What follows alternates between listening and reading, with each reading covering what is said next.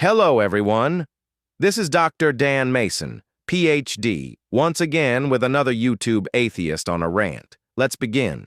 The claim that all verifiable evidence justifies my position as far as it's possible to verify is not an argument. It's a self-referential shield.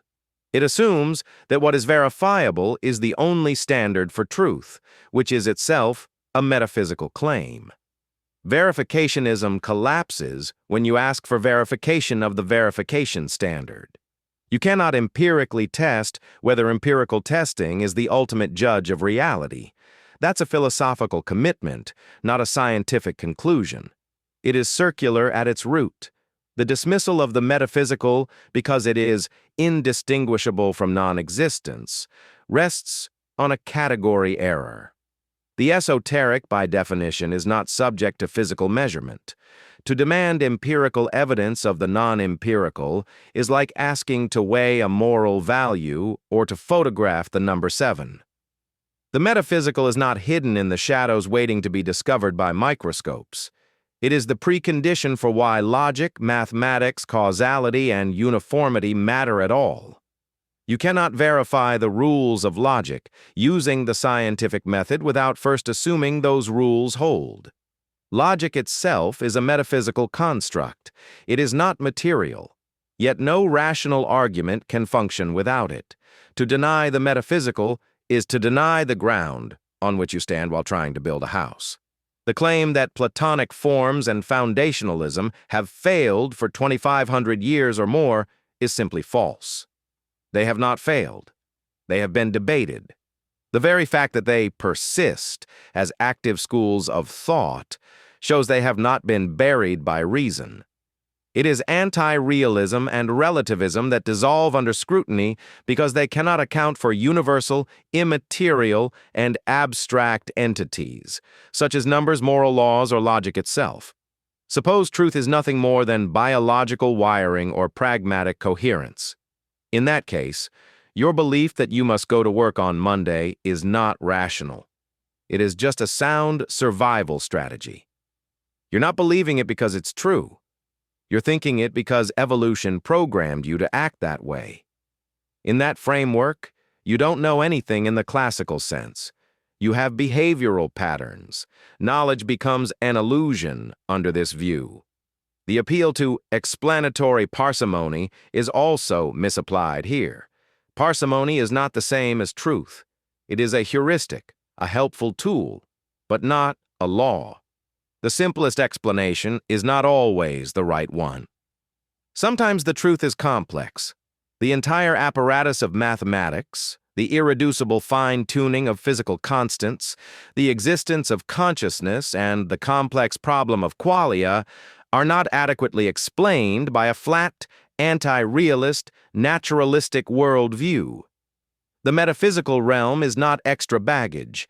It is the necessary explanation for why there is something rather than nothing, why there are unchanging logical laws, and why there is a persistent expectation of order.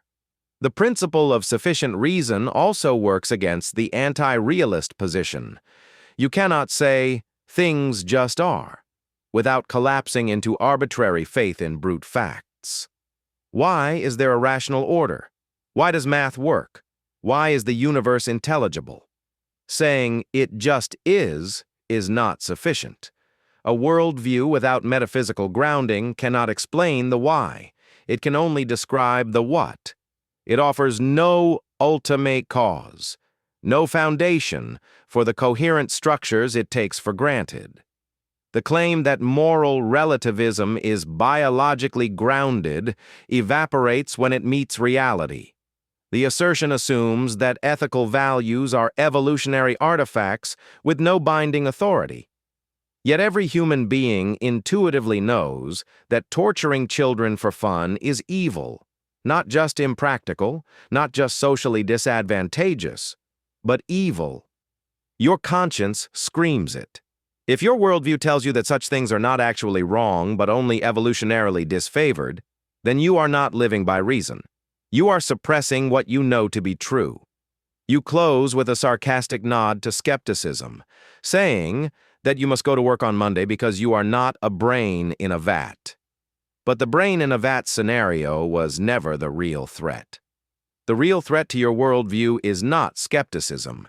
It is the question of why your mind should correspond to reality at all if it is merely the accidental byproduct of a blind, naturalistic process. You have no guarantee that your cognitive faculties produce truth. You only have the pragmatic survival of your organism. But the truth is not about survival. It is about what is. If you hold to anti-realism, fallibilism, and coherentism as your foundation, then you are not justified in claiming anything with certainty, not even your Monday work schedule. You are simply floating in a web of useful fictions. You cannot stand on those fictions and then criticize the metaphysical realm as if you have firm ground beneath you. The Christian worldview, by contrast, provides the necessary preconditions for knowledge: an ordered universe, objective moral values, reliable cognitive faculties created by a rational creator, and logical laws that are not human inventions, but an integral part of reality. You cannot live consistently within your system. You borrow logical absolutes, moral absolutes, and the expectation of order from a worldview you reject. Your system eats itself. Ours holds together. Thank you for watching. Please like and subscribe to learn more.